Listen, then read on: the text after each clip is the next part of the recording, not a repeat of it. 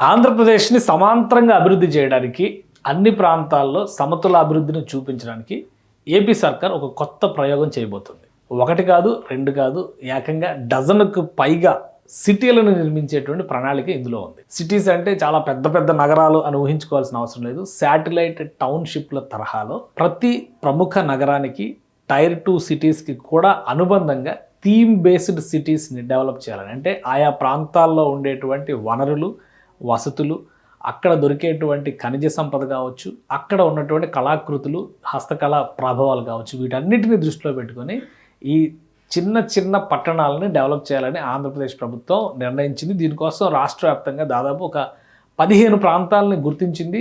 First ఫేజ్లో 7 నుంచి 8 నగరాలని develop చేయడం, థీమ్ బేస్డ్ సిటీస్ని. ముఖ్యంగా విశాఖపట్నంలో దాదాపు 1000 ఎకరాల భూమిని ఇప్పటికే గుర్తించింది ఏపీ సర్కార్. అసలు ఈ జాబితాలో ఏ ఏ ప్రాంతాలు ఉండొచ్చు ఒకసారి చూద్దాం. ఆంధ్రప్రదేశ్కి సంబంధించినటువంటి కీలకమైనటువంటి సిటీస్, అంటే మేజర్ సిటీస్ నుంచి టైర్ 2 సిటీస్ లిస్ట్ కింద మనం చూస్తే కనుక ఇక్కడ శ్రీకాకుళం, విజయనగరం, విశాఖపట్నం, ఉత్తరాంధ్రలో 3 వస్తున్నాయి.